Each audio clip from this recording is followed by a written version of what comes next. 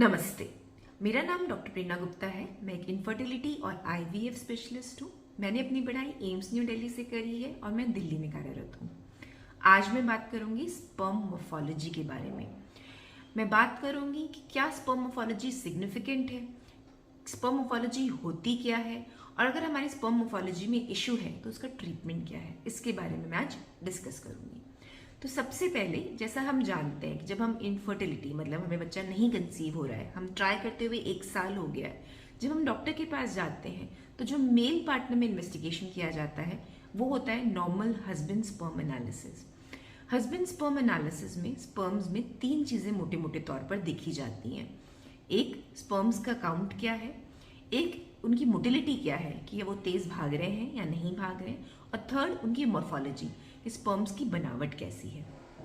Sperms का count जो होता है, for normal sperm parameter more than 15 million होना चाहिए। जो मोटिलिटी होनी चाहिए एटलीस्ट 40% भागने वाले होने चाहिए। और मॉर्फोलॉजी मतलब उनकी स्पर्म की जो बनावट है वो एटलीस्ट 4% नॉर्मल होनी चाहिए। अगर ये मॉर्फोलॉजी लेस देन 4% होती है तो इसको टेरेटोजूस्पर्मिया कहा जाता है।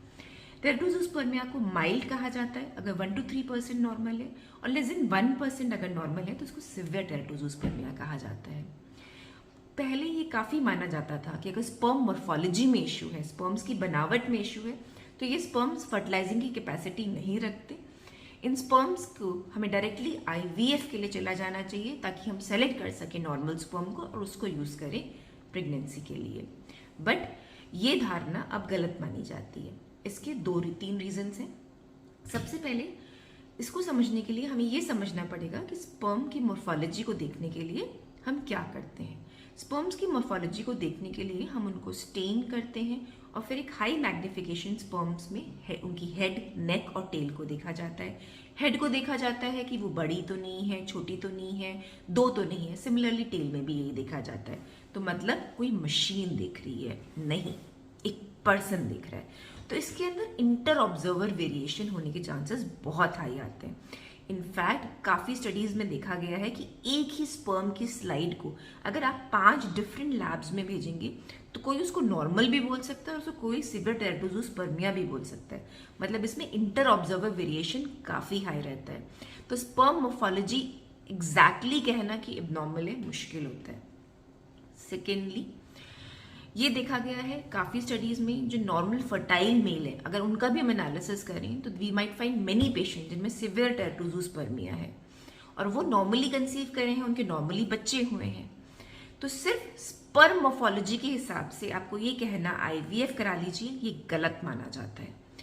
स्पर्म मॉर्फोलॉजी एक पैरामीटर है, इसके हिसाब से हम आईयूआई आईवीएफ का डिसीजन नहीं लेते हैं। लेकिन अगर आपको unexplained infertility of long duration है तो फिर हाँ, इसको सिग्निफिकेंट माना जा सकता है। इसके अलावा सिर्फ एक स्पर्म मॉर्फोलॉजी के हिसाब से आपको आईवीएफ कराने की डायरेक्टली ज़रूरत नहीं मानी जाती। स्पर्म मॉर्फोलॉजी अगर ग्लोबोजूस्पर्मिया है, माइक्रोजूस्पर्मिया है, अलग एक स्पेसिफिक स्पर्म्स बेसिक एब्नॉर्मलिटी हर स्पर्म में दिखाई जा रही है तो ये जेनेटिक होती है, तो इसका कोई इलाज नहीं है। लेकिन ये जरूर माना जाता है लाइफस्टाइल, एंटीऑक्सीडेंट्स इंप्रूव करते हैं। अगर एक हेल्दी लाइफस्टाइल, एक हेल्दी आपकी दिनचर्या है तो स्पर्म की बनावट में भी इंप्रूवमेंट आता है। बट ओवरऑल स्पर्म मॉर्फोलॉजी के पीछे मत भागिए। अगर आपके इनफर्टिलिटी वर्कअप में सिर्फ यही इशू आया है, इस इशू को नज़रअंदाज करके बाकी नॉर्मल ट्रीटमेंट्स पे जाइए। लेकिन अगर लंबा टाइम हो गया है, कोई रीज़न नहीं मिल रहा है, तो अनएक्सप्लेन इनफर्टिलिटी है, 4-5 साल बीत चुके हैं, तो हाँ, फिर इसकी वजह से आपको आईवीएफ की नीड पड़ सकती है। होपफुली आपको इन्फॉर्मेशन इन्फॉर्मेटिव लगी होगी, आपने कुछ नया ही जाना होगा। धन्यवाद।